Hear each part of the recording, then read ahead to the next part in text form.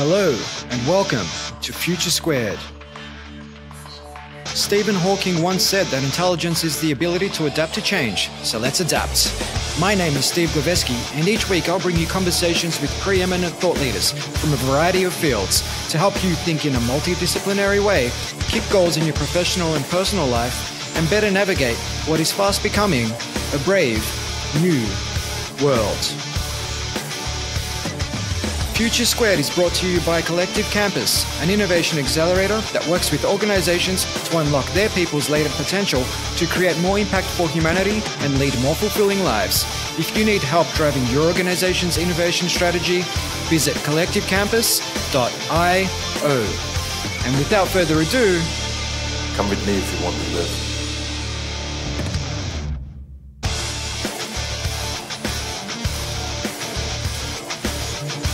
Welcome back to Future Squared for episode number 326 with Stephen Warley.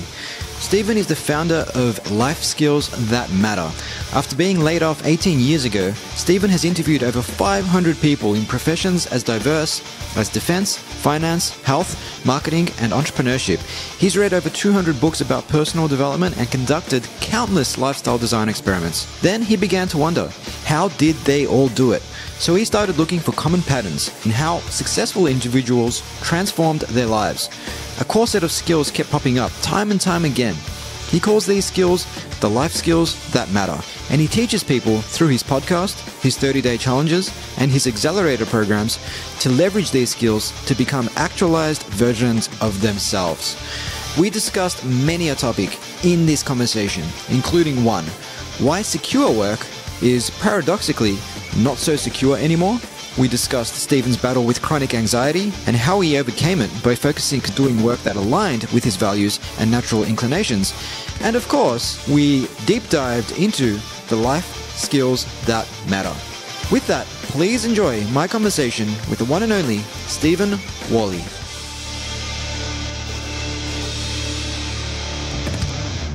Welcome to the show, Stephen. Thank you, Stephen. Are you VEN or PH? Remind me. I am just a VE, so not even an N at the end. Steve. One syllable. None of this two-syllable stuff. My family, my old friends call me Steve still, but then I became a Stephen along the way somehow. How did that happen? Was that self-imposed? Did you just say, hey, my name's Stephen. Could you call me Stephen? Or? Kind of. I had this unusual nickname in college. I don't know how it stuck, but I was called Moses. And people actually knew me as this nickname. And when I graduated, I said, it's time. That nickname is retiring. I'm now Stephen. It's funny. I actually had the same nickname growing up. At least it was one of many, Moses. And this was on this was on the back of my lying down with my back against the wall. I think it was New Year's Eve, and I was about 17 and probably had a lot to drink, and I had long hair down to my waist, which just covered my face. And someone said, hey, he looks like Moses. Although I don't think I was in any position to part the Red Sea or anything to that effect in the state that I was in then. That was the weird thing. I think I was coming out of the shower. I had a robe on for some reason with flip-flops, and somebody said, oh, you look like Moses. And it was so lame, and it just stuck. It was like the second year of like freshman year of college. So anyway. Well, that's bizarre.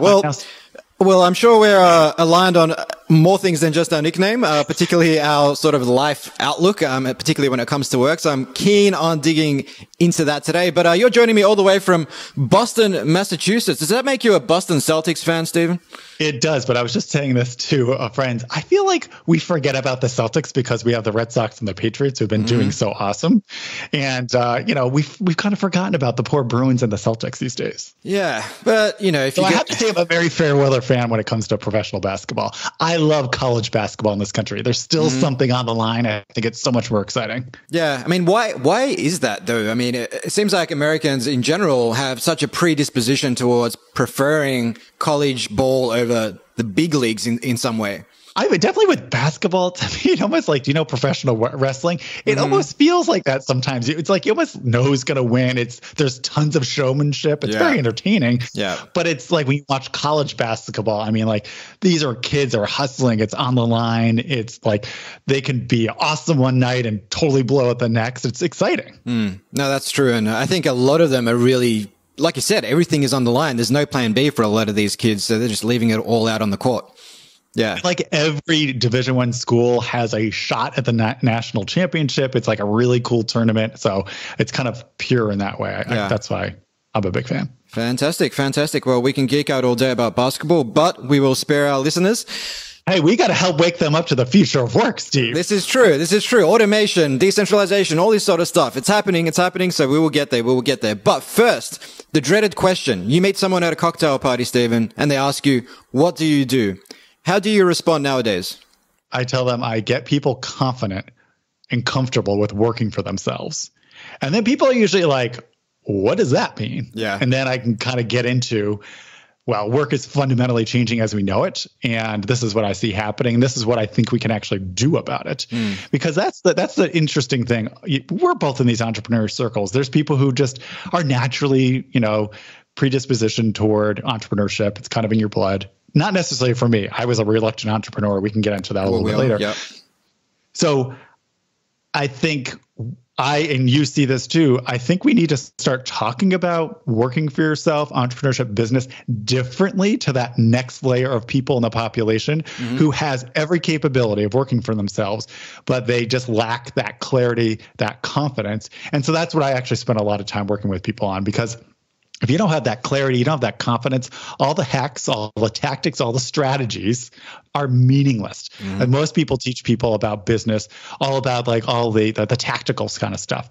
Again, you got to have underlying habits. You have to have an underlying mindset. You have to really, I always tell people, you have to assess yourself like a resource. You're the first resource of your business. You're its biggest obstacle. And just like anybody else in your business, any other resource, you have to evaluate it on that level. Because think about it, you can't fire yourself. So you better freaking deal with yourself. Well, yeah, there is no safety net when it comes to entrepreneurship, as there might be in the confines of the corporate world, where you can kind of flake. And is there any more? That's what I always want to tell people. We have this belief that, I could always get a job again. I'm always going to get taken care of. Corporations will always be there. Will they, people? I mean, think about it. I'm 44 years old, and my entire life, the economy has radically changed. My father worked for AT&T for 30 years. Most of us now accept that we will never work for one company for that long. Yeah. And I think the next shift is, 100 years ago, you could learn one skill and that can generate income for you for the rest of your life. Today, the half-life of skills has gone to 5 years. That means you're constantly going to be learning something new. So even if you thought you would never work for yourself, even if you're still going to be considered a conventional employee, even 10, 20 years from now, you're going to have to think more like a self-employed person because things are changing that quickly. Yeah, things are definitely changing quickly, and it is kind of paradoxical, whereby by pursuing entrepreneurship, you're actually doing something that may prevent you from falling victim to all of this change. Whereas, going down that safe path of, say, become an accountant, if you look at the statistics. Which is no longer safe to me. That is the scary path. That's somebody the thing. was laid off. That's the thing. I lost all my income in one day. I will never allow that to happen again. Yeah. Well, NPR published a report that found accounting and audit has a 95% chance of being completely automated in the next 10 to 15 years. And as someone who spent about 5 years working with EY and KPMG in various capacities there, and, I got an inside view of what the audit process looks like. It's very much formulaic, step by step by step by step. And anything that's step by step, it's an algorithm. You can code it. You can automate it. You don't need that many people delivering on these audits. I mean, you may have 95% of this work that gets automated, and then 5% of it will essentially be performed by your senior associate or your partner, and that's it. And that's what people really need to be preparing themselves for. But something you said really hit a nerve as well. It's the whole response to the question, what do you do? For example, rather than just say, hey, I'm a consultant. If someone asks me the question, what do you do? I'm a consultant. Well, that's pretty much the end of the conversation oftentimes. It's boring. But if I say something like, oh, I'm an author, I wrote this book. Oh, really? What was that book all about? So in your case, you don't just say something that kind of ends the conversation. You say something that sets it up for a subsequent question, which I think in most cases, when people answer that, what do you do question, it kind of goes nowhere fast from there.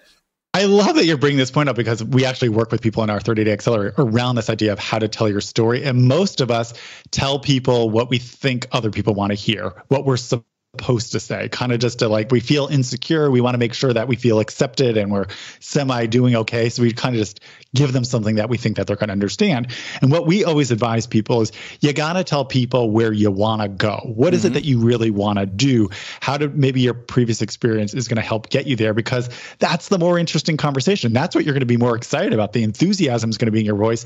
And that is what's going to get that other person to be, well, if they're interested in what you're doing, they're going to get excited too. And maybe they're going to help you by making an introduction, asking a follow-up question, or maybe they have some ideas for you. And I think that's what we have to start changing in our mindset is, as we're always telling people, you got to start really understanding what is it that you want to do? What do you really want to do with your life, instead of clamoring on just constantly getting permission from everybody else for the supposed security of the conventional employment path. Yeah. So we'll dig into the what do you want to do with your life question. But before that, you did touch on stories. And I know your story hasn't always been about empowering people to find clarity and confidence in how they approach their work and their life by virtue of that. I mean, for a long time, you were suffering chronic anxiety in your past work life. So I'd love to learn a little bit more about that, Stephen. Yeah, I started off, I was a history major, right? I mean, gosh, I love liberal arts, but I certainly do not recommend spending $200,000 a year on a liberal arts degree. Sounds like a great investment. You know? So I just always loved stories. That was kind of the theme. We all have a theme and essence of our career when you really look back at it, when you really get into it. So I ended up falling into television news, worked for CBS News and CNBC, worked at a .com, got laid off in the .com bust of 2000. And this is where I call myself a reluctant entrepreneur. And I never thought I'd work for myself because I wasn't taught to. I was taught to get a job. That was a more secure path in life. And it took me 5 years of actually freelancing and consulting and working on my own, unknowingly cobbling together this life, that I started realizing, whoa, I'm pretty good at this. I'm making way more money. And why wouldn't I want to keep living like this? So 5 years in, I formalized and said, you know what? I am an entrepreneur. Ended up building a sales training firm for local broadcasting in the United States, teaching them how to sell more digital advertising, had 35 trainers, 600 videos, and eventually in 2012 sold the online portion of that to one of my original trainers. And where the anxiety comes in, throughout that whole period, even when I was doing financially really well in my first business, again, I've always felt like this is what I was supposed to do. I was always in survival mode. I was always reacting. And when you think about it, all of us are now are suffering from some sort of anxiety because everything is getting so fast. We're constantly reacting to every little ding from our phone. But also when you think about conventional work, it's requiring us to suppress and align our natural rhythms, who we are, with a centrally controlled authority, whether that's public or private. But when you work for yourself, as you can attest, Steve, you start getting back to your natural rhythms, right? And that's when I discovered with every passing year of working for myself and starting to do what I really wanted to do, I found myself reducing my anxiety level because I was bringing my life back into alignment with who I am. What makes me productive? When do I want to work? How do I want to work? Who do I want to work with? What do I want to work on? So that's what I'm really advocating. I think you are too, is we have a unique opportunity in the history of humankind to actually create work that makes sense for us, in alignment with our values, our abilities, and our needs. And we don't have to suppress that anymore to fit in. I could never get a job again. It's like totally not an option for me. Well, I know you've said you've been happily unemployed for about 15 years now. 100%. I mean, it's just this idea, again, back to, I feel it's a more secure path now because, like, I'm sure you feel this maybe, you're constantly always looking for opportunities. You're always looking to meet people. You're always looking to experiment. You're always looking to learn something new. When you're in the conventional work world, you're kind of shielded from a lot of risk. You're not really incentivized to keep building up your network or learning new things unless your boss asks you to.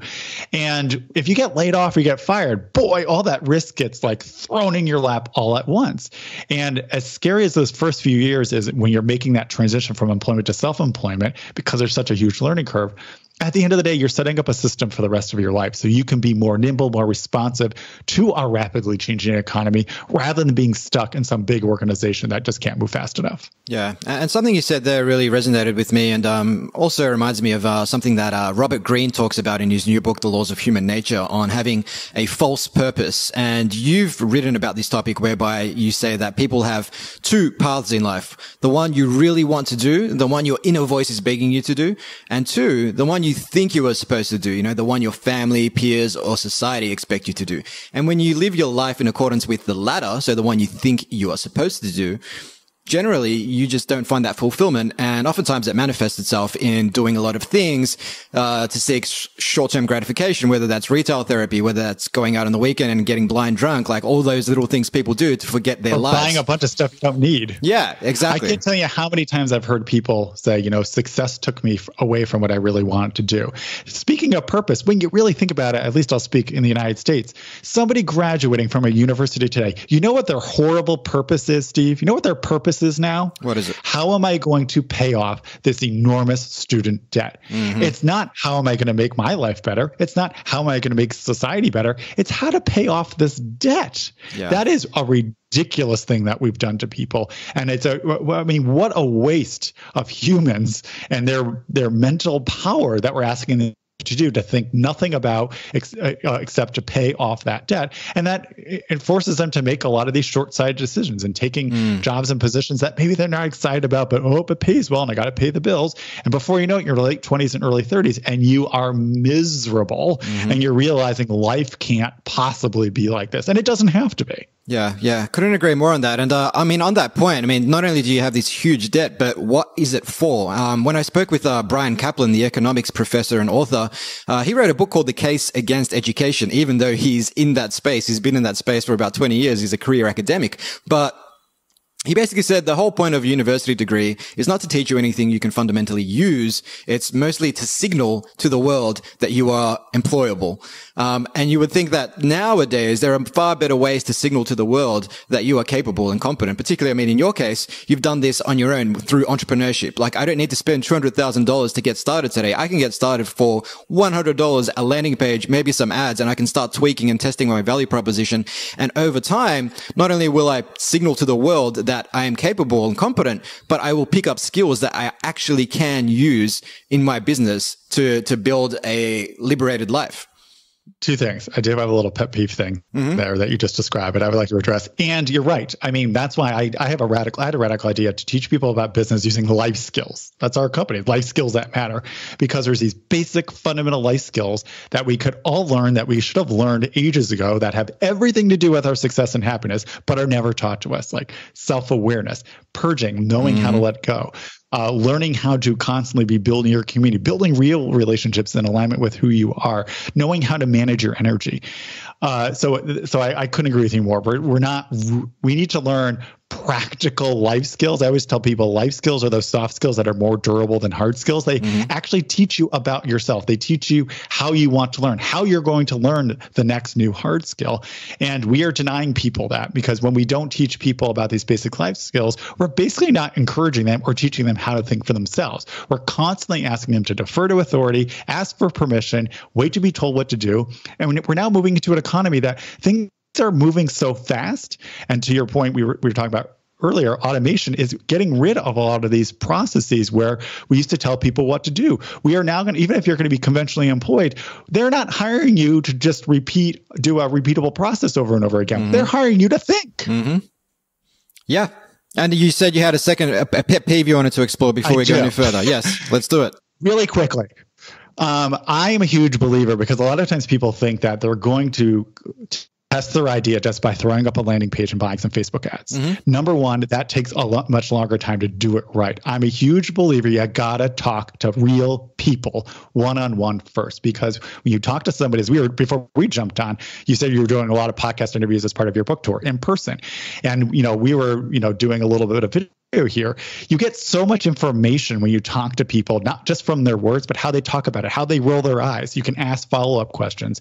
So I always want to encourage people, when you have an idea, talk to people you think have that problem or would be most interested in it. Talk to 5, 10, upwards of even 25 people to really get a sense of how do they feel about it? How are they talking about it? Because then you're going to use that language, and that is going to be your marketing copy.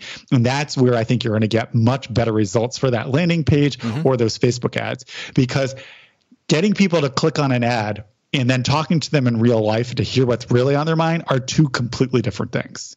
If you want to disagree with me on that, please go for it. Well, look, I'm definitely not an advocate of not speaking to people face to face. However, I think both of them are But don't you think so many people just don't do that? They become enamored. I'll throw up a landing page and I'm going to throw up some ads and I'll just see if this works. Yeah. They don't give it. They're not really giving it a shot. No, definitely. And, in my book, Employer to Entrepreneur, I talk about how I had about 300 meetings with my target market before I even That's how you do it, released that product, right? Steve. So 300 meetings, 30 minutes a pop, spend about $2,000 on coffees, and you'll learn a hell of a lot.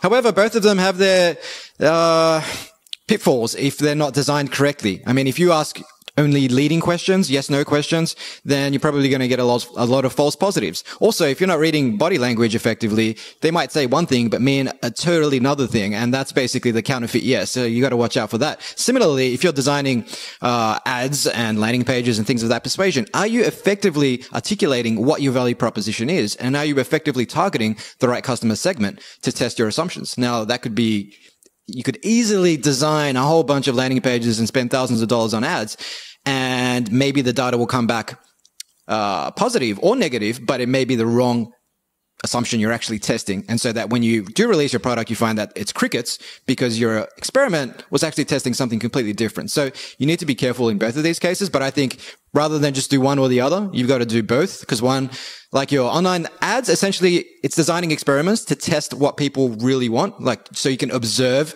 what they want, how they behave in the real world, rather than just asking them, would they pay for something?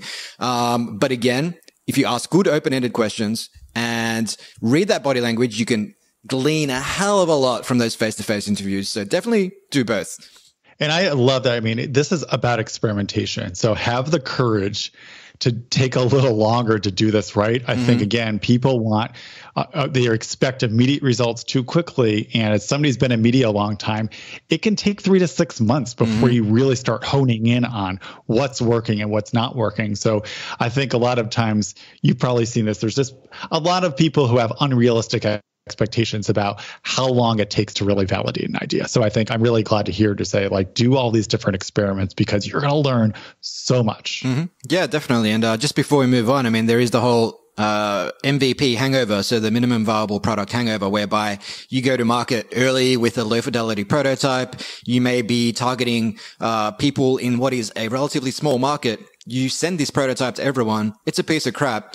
It's tarnished your name, your brand's name. And then when you make some refinements and go back to them, they don't want to hear anything about it because they already associate you with sub-quality products. So it's about getting out there with not just a minimum viable product, but a minimum viable product that is good enough.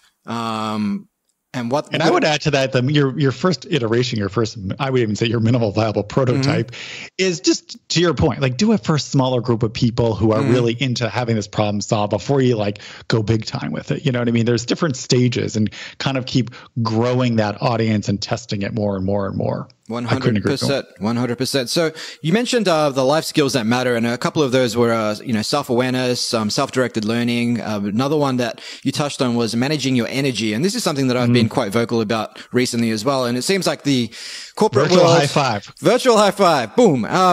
It seems like so many large organizations, but not only large organizations, a lot of startup entrepreneurs like to beat their chests and talk about 14-hour workdays and things of that persuasion. But, I roll my eyes in disgust. Yes. I mean, both you and I know that you can only really get into deep work or the psychological state of flow for about 4 hours a day. That's where we do our absolute best work. Sure, you might do an extra hour or two of rudimentary stuff, but you need to be managing your energy, not just counting how many hours you spent at your desk. Totally. I mean, that just comes out of our industrial, conventional economy. That's how we measured things by time. That works for the people in power, but when you're down in the front lines, it is not a very effective measurement. And, I always tell people you're awake for on average 16 hours a day. Not every single one of those hours is equal in terms of your energy. It's not. You're not like high on life unless you're doing drugs or some other kind of stimulant every hour of the day. So, and also when you work for yourself, you have to realize it's a different structure. You're not going to be wasting time on office politics, commuting, or people just stopping by your cubicle, your desk, asking you inane questions, right? So you're going to have a much more efficient use of your time and energy when you do work on your own, or how you choose how you're going to interact with people. So that's something to keep in mind. Yeah. But I am such a huge, I mean, it took me a long time to kind of catch on to that, to realize in the early days of working for myself that I was getting all my work done much quicker than I could have ever imagined. And I felt guilty because I felt like I had to work 8 hours a day. But by the way, everybody, that was totally made up by a Scotsman. His name is escaping me, because they used to work people like 16 hours a day. And he came up with the idea of working 8 hours a day, 8 hours of rest, and then 8 hours of recreation, which was really meant doing your domestic work. And so it's totally made up. And so this is where having the courage to understand, like, how do you work? When do you work? And not even just that 4-hour window, but understanding when does that occur for you? So my 4-hour window is 7 in the morning to 11 in the morning. So I reserve that time for my most important work. I create a lot of content. I create trainings and podcasts and videos. So that's when I do it during that time. The rest of the day, I'm doing more connection type of activities, doing podcast interviews like this, or, meeting people, doing coaching calls that require a different type of energy for me.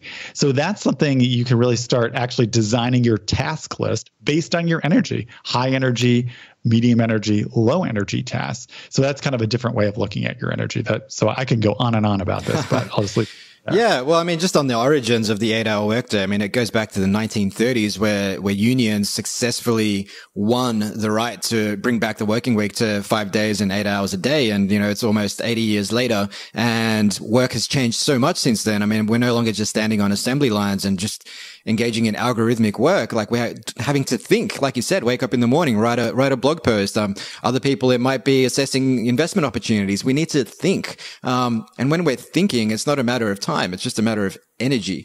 It's a matter of, energy. It's a matter of attention. And I think it's crazy that we're still bound by this 8-hour workday, which is a testament to, essentially, it's a throwback to 19th century socialism, because that's when the whole movement to push back started. Sorry? Robert Owen, that was the guy who came up with it. Yeah, so, yeah. Robert Owen, awesome. We'll add that to the show notes for the listeners. I think it's worth digging deeper into that. But just to note, because we take, I think another point you and I are knowingly making here is, it's about challenging all of these assumptions. What we've taken, we've always thought, I think a lot of people think work as they know it is the way it always has been. Totally not true. And they also think this is the way it's always going to be. Again, totally not true. We're just at a very, very specific chapter in human history that this is what work looks like. And we're now going through a radical transformation of what is going to happen to work and our relationship with work and our relationship with each other and our relationship with large organizations. Yeah. But one critical thing as well, I think, necessity is the mother of invention. And while I was gainfully employed, shall we say, I never really had to think about how I work. I was never actually taught how to work and how to get the most value for my time. And yeah, as an entrepreneur, where you have a limited runway, you have only so many resources to work with, you find ways to get the most value out of the time spent. Or at least you should be. You should be more intentional about that. But I still see a lot of entrepreneurs who still beat their chest about 14-hour days. And when I ask them about, hey, how are you actually spending your time? It's just a lot of long 1-hour meetings with unqualified prospects. It's a lot of social media. It's a lot of bouncing back and forth between email and their smartphone. Social media? Yeah. You don't need to do it. I'm serious. When you're starting your business, you don't need to do social media. One of the worst conversions, at least in my experience, in terms of sales, depending on what it is that you're doing. Definitely there's certain markets and certain products, especially more visually oriented things that definitely social media is going to be important. But again, it's one of those sacred cows. Everybody's like, oh, if I'm going to work for myself, I have to have a social media strategy. My last business, I did no social media. I made $600,000 a year. Yeah. So, and again, it's about fit for purpose. And if you must do social media, like, you can still outsource and automate a lot of that stuff as well. The moment you start engaging with people, it's very easy to get sucked back into that vortex and find yourself bouncing from your desktop to your phone every 5 minutes. And essentially, as a byproduct of that, you spend no time in flow. You spend no time doing your best work. And at the end of the day, while you've been quote unquote busy all day, you actually haven't been very effective and you haven't moved the needle very far forward on your business.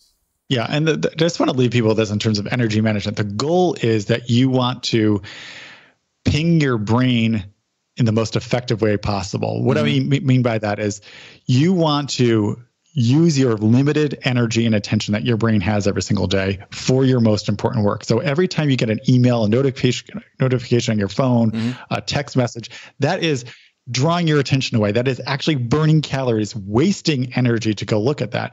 So I have something like in the first hour of my day, I call it my robot morning. I don't make any decisions. I do the exact same routine every single morning.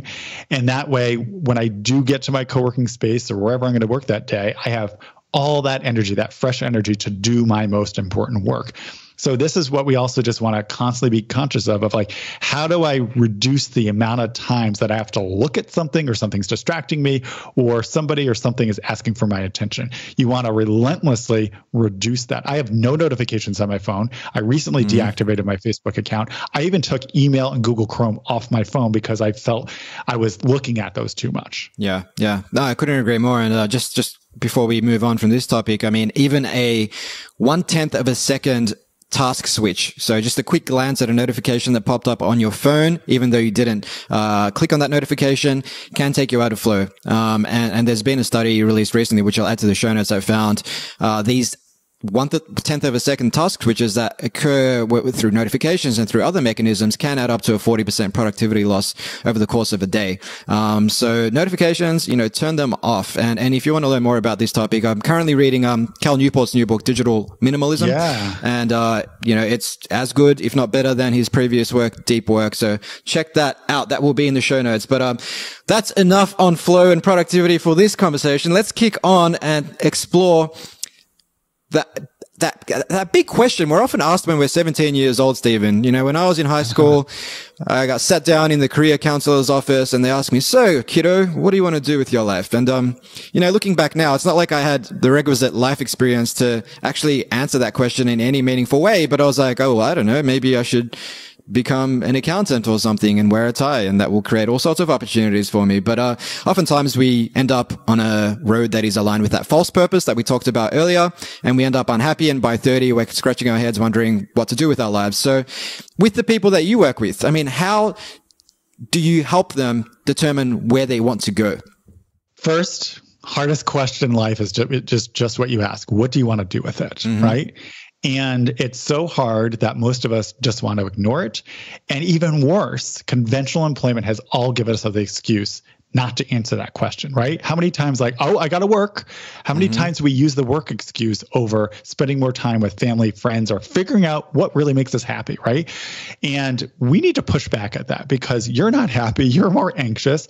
Take the time to figure out how to start answering that question. Now, when you're 17, you're early on in life. You don't necessarily, you like to think back then you have a lot of experience, but you don't, right?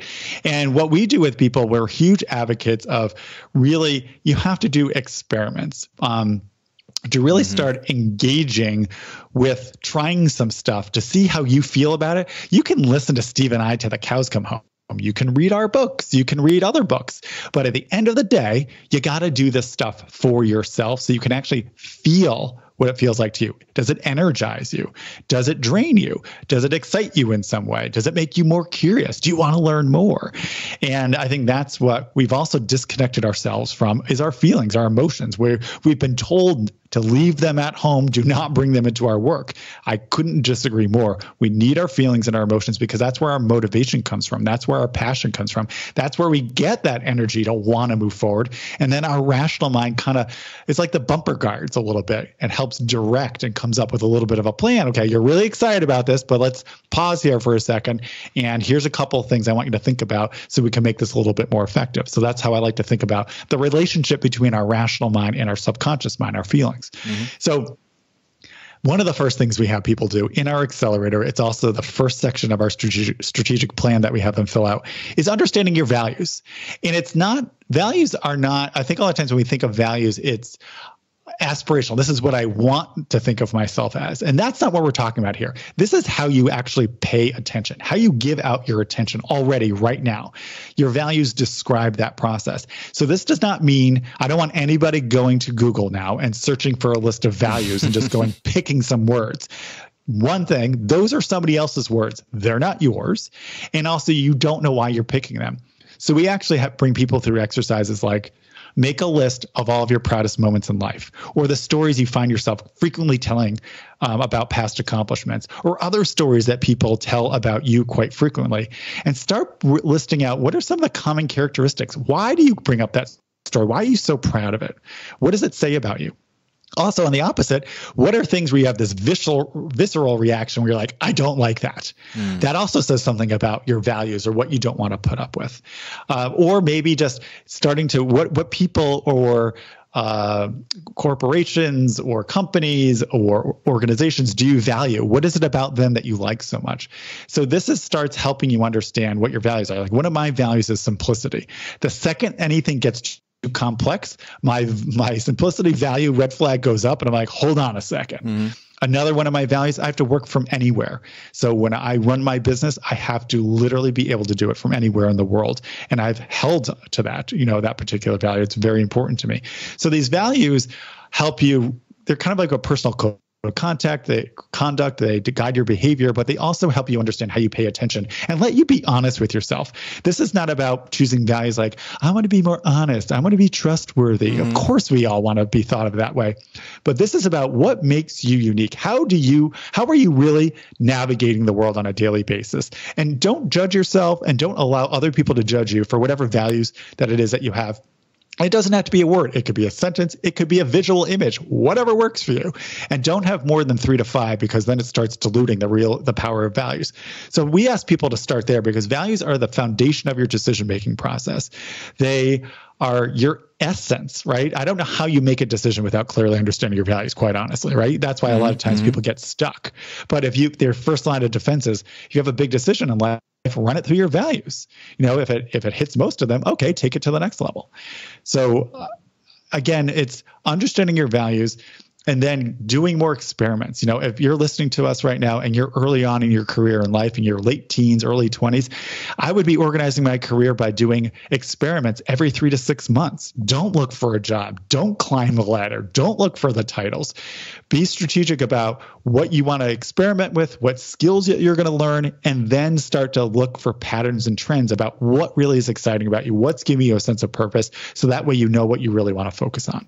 Yeah, absolutely love that advice, Stephen. And I think something that a lot of 20-somethings listening to this, particularly if you're in your early 20s, you may feel a lot of pressure to have all the answers right now and to know what you want to do with your life. But guess what? I'm 44. I still don't have all the answers. Exactly. So that makes you neither feel do better. I. Neither do I. I'm 35 and neither do I have all the answers. But in your 20s, just treat it as an apprenticeship. Try different things. See what resonates with you. See what doesn't. Because if you haven't tried everything, you don't know what you really love and what you really hate as well. And so for a lot of people, you may try one thing, you may hate it, and you may default to thinking, well, I guess work's supposed to suck anyway because everybody else is hating work and everybody else is suffering from Mondayitis and saying, thank God it's Friday come Friday morning. Maybe this is the way it's supposed to be, and let's just live for the weekend. But once you try a lot of different things, you can determine what your natural inclinations and strengths are and double down on those things. And I would also journal. I'm a big believer in writing things down. So as you're doing these experiments, write to yourself, like, what aspects do you like? What aspects don't you like? Because you might try an experiment and you just like the process, but you didn't like the subject matter. And you might do another experiment where you didn't like the process, but you do like the subject matter. So you want to start looking for these clues so you can start learning how to integrate all the things that you do like, that do energize you. And because what we're both talking about here, Steve, is prior to what has been happening before the internet, we kind of had to pull off. We had this limited supply of different career options, and we kind of pulled one off the shelf. And you're like, all right, this looks good. I'll do that. But now we are kind of designing it where it's like going to a Lego store and there's all these Lego pieces and you have to go and pick all these different pieces and then design your own path now. So that is a very different shift in how we look at our careers and how we manage them. And also, we are not teaching people still at this day and age to start managing their careers in this way, that we have to do more experimentation, that we have to be challenging ourselves, and you have to teach yourself. That's another crazy thing. Steve, did anybody teach you how to learn about yourself or how to learn about anything? I only really started learning about myself maybe 4 or 5 years ago at the age of 30. Yeah, that's like the most important subject in life. They don't teach you how to learn about yourself. Then they also don't teach you how to learn. You're just told how to learn, right? So again, because things are going to be changing so quickly, you have to learn how you like to learn? What's fun to you? Like, I'm a person who likes to read lots of stuff, and then I like to do some experiments. And then when I get stuck, I like to go ask people for help. So that's my learning process. Yours might be completely different. Yeah. So have the courage and the confidence. I mean, Steve, how do you like to learn? Well, I like to learn through teaching others what I've learned, essentially, because that's essentially for me, I find that solidifies those neural pathways. So that's why I host a podcast. That's why I run workshops. That's why I'll have daily 15-minute stand-ups with my team and just share something I've learned. That's why I write blog posts about what I've learned. But it is also by connecting with people. So I would say, despite the fact that I'm a voracious reader, I would say that in terms of retention, like this podcast, reaching out to so many different thought leaders and having 1 hour long conversations, immersive conversations, not looking at my phone, not getting distracted by other things, and actually learning something. And then it's funny how you don't realize how much of the tidbits from these conversations you actually retain, but then I'll be having a conversation with someone like yourself and I'll be able to say, refer back to something that, for example, Brian Kaplan said about signaling in education, which I haven't really written an article on, but it's just there. So definitely doing stuff you enjoy, and doing stuff that perhaps has multiple benefits. Like this podcast, yes, it's a great way to learn, but it's also a great way to build relationships with people. It's a great way to market what I do and develop business. Like it's got so many wins. So find something that you not only enjoy, but perhaps it's serving more than one purpose as well. Well, let me ask you a question, because inevitably the people listening to us are going to ask this one. So I'll ask the follow-up question for them. How do you know when to give up on the experiment? How do you know when to give up on the experiment? Well, it depends on what the nature of the experiment is. So what are you actually testing? Have you defined any sort of metrics of success? What does that mean to you? And then if you've run a number of experiments and the metrics aren't at a level that justifies pursuing said idea, perhaps test something else. I mean, you try and apply the scientific method, but at the same time, don't rely on science alone. The social sciences are plagued with 50% of the studies not being replicable at the moment. So science is one thing, but also your gut. So it's a combination of using data. I was just going to say that. I was like, I wanted to take the woo-woo end of this argument. You got to tap into how you feel. Of like, and this is a tricky thing, because if you haven't done something before, there is going to be a learning curve, and it is just going to be hard for the first time. So when you're learning anything new for the first time, just have the mentality of like, I just want to get familiar with this process because I've never done it before. Yeah. Don't think that you're going to be good at it. 100%. But if you're like going through that learning curve, maybe like do like a 30-day challenge with it. And at the end of the 30 days, you're like, I like this even less than when I started. That's a good sign that like it's not your thing. But if you are kind of felt like, all right, that was hard, but I'm still really interested about learning more. All right, that's kind of an indication about maybe you want to continue with something. Yeah, and knowing where to dive in as well. For example, we talked about flow earlier, and the research suggests that things that are about 4% more difficult than your capabilities, really the types of activities that really engage us to immerse ourselves in. So, for example, I'm currently learning how to surf. Now, if I was to go out in 2-meter high waves and just get knocked off my board and probably, snap my board in two, I would give up very quickly. But if I was to go out in really calm water where there's barely a wave in sight, I'm not going to learn. And I'm not going to have much fun either, because it's not very challenging. So you've got to find that sweet spot. Like, where do you want to enter? At what point do you want to learn?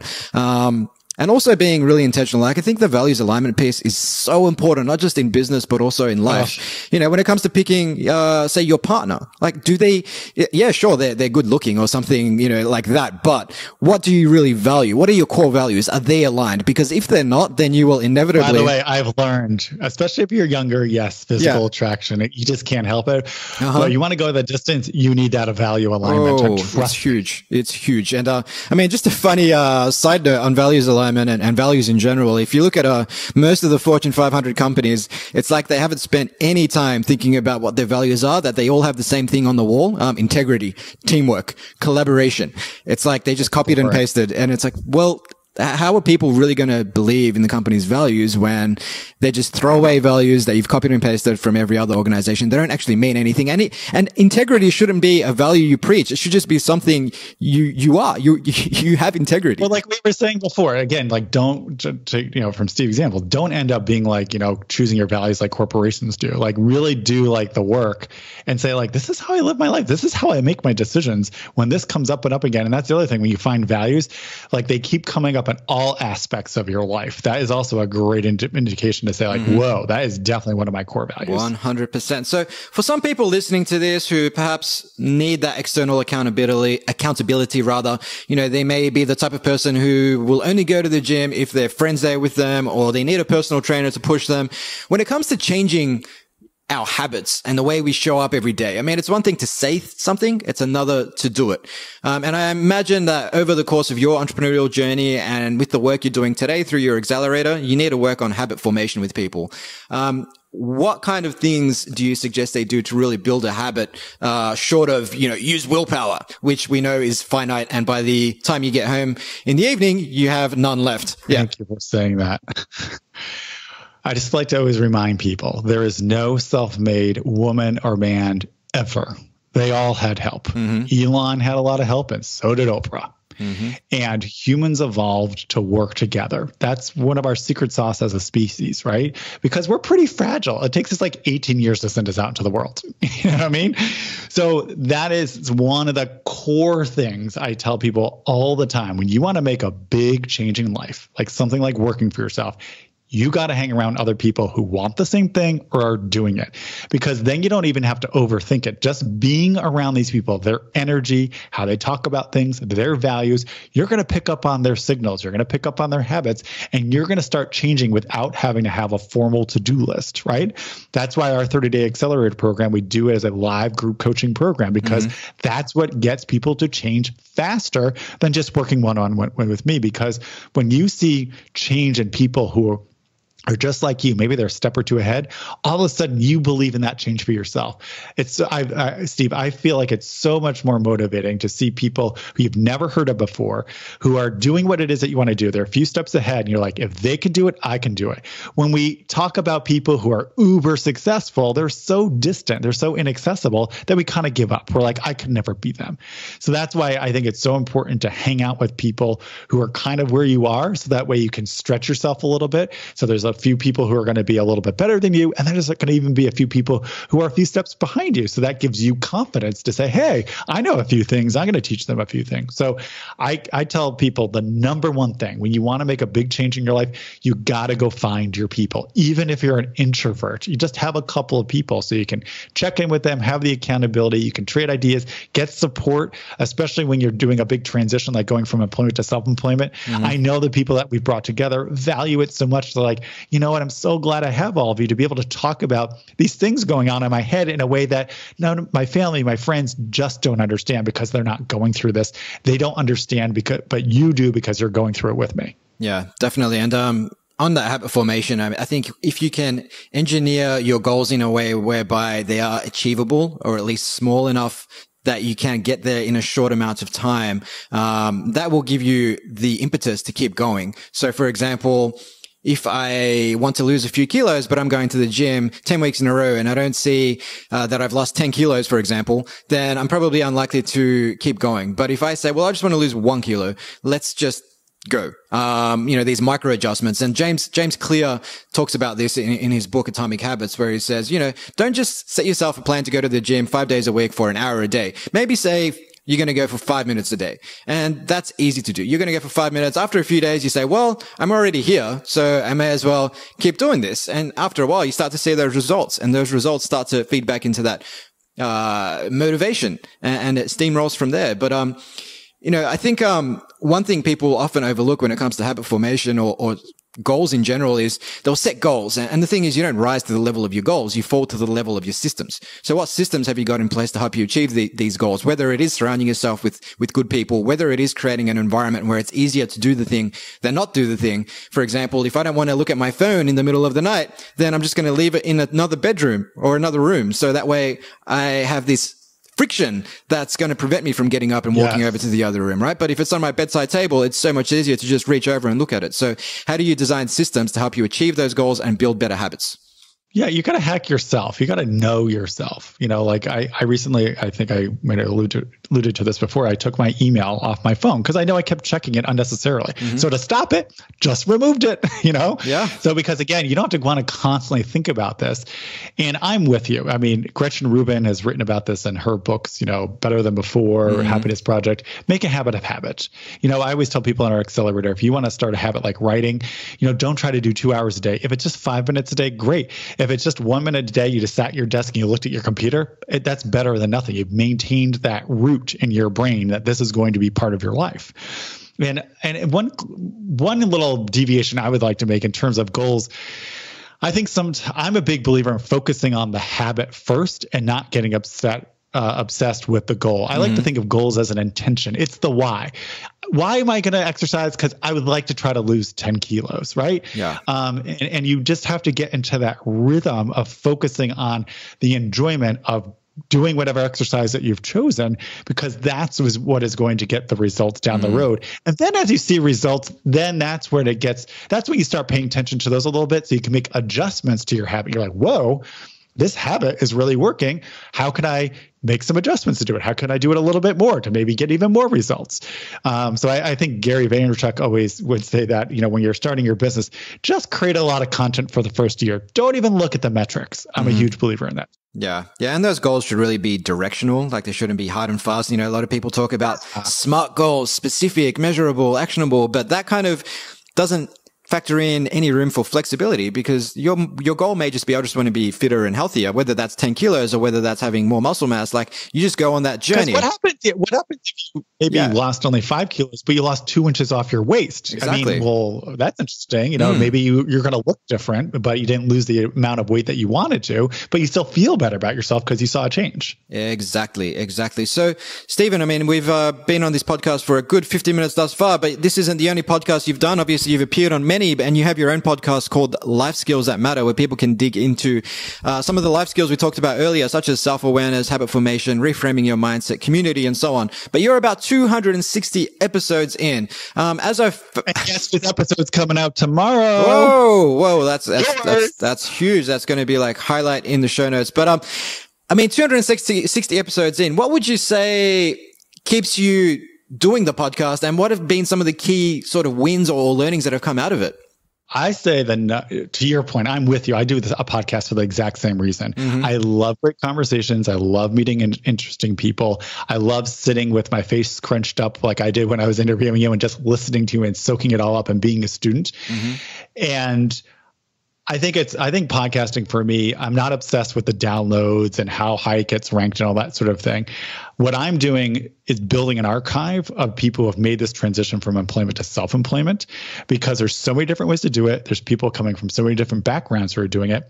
And eventually I'm going to build a podcast recommendation engine. So when people come to our website, they can answer 3 to 5 questions, and we can actually recommend, we think you should start off with these 3 interviews. Again, it goes back to that idea that if people listen to others who are kind of like them, it's going to be such a much more powerful motivator to get them to want to change. So that's one of how we look at our podcast and why I want to continue to build it and add more and more interviews.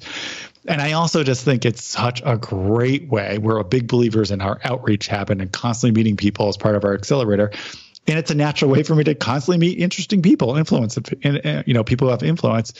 That's another reason why I do it. And I'm a person who just loves creating content. It's one of my core habits. It's just something I naturally love doing. I did a podcast previously called Unstuckable. We did 150 episodes.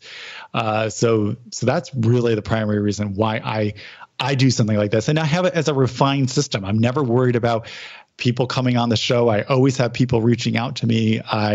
We have a podcast editor. So you kind of get, as you're building these businesses, as I'm sure you know too, you test it. And then when you really like it, that's when you can start systematizing everything. So now basically I just show up and do the interviews and I don't touch the rest of the process. Yeah, exactly. And it's funny, speaking to some new podcasters, they'll do the whole thing and it will take them about 8 hours per episode. The social media, the editing, the question preparation, absolutely everything. And I did too when I started. Yeah. I do think it is good to learn it for yourself, so that way when you do farm it out, you know how you want it done. I agree 100% with that process. And at some point though, you need to be cognizant of the fact that you can automate, outsource a lot of this stuff. Otherwise, to our earlier point about what you decide to do, if you find that, wow, this is just too much work, you're going to quit. But if you're cognizant of the fact that, hey, the podcast production, I can outsource that via Upwork to someone and not pay them all that much, but for them it's a lot of money because they're living in some developing part of, say, Eastern Europe,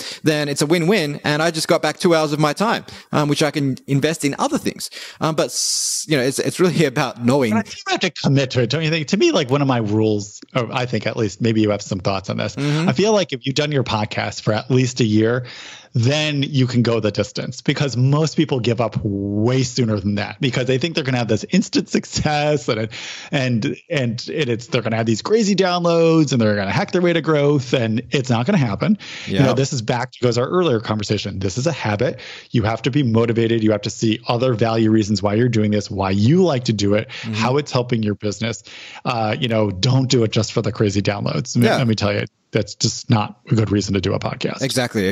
That's why it's directional. I'm going to launch this podcast. I'm going to learn things. And I might create new opportunities as a byproduct of hosting the podcast. But if you go in there saying, well, I want to have 1 million downloads a month, and if I don't get that by the 3-month mark, I'm going to quit. And that way you shut yourself off from so many other opportunities. With the Future Squared podcast, I've had so many inbound leads that have gone on to be 5-figure deals, in some cases 6-figure deals, just by speaking with people, having conversations with people like yourself, and just having fun, and leave yourself open to that serendipity and the unintentional benefits or the organic benefits that come with anything you do. But at some point, if you're doing it and you're not enjoying it, you're not seeing any benefit, then pull the plug. I think that is pretty easy advice to follow. But to wrap it up, Stephen, 2 rapid fire questions. If you could ask anyone a question, dead or alive, who would it be and what would you ask? Oh, wow. Gosh, I'm a history major. I want to have a huge dinner. There's so many things I'd like to know.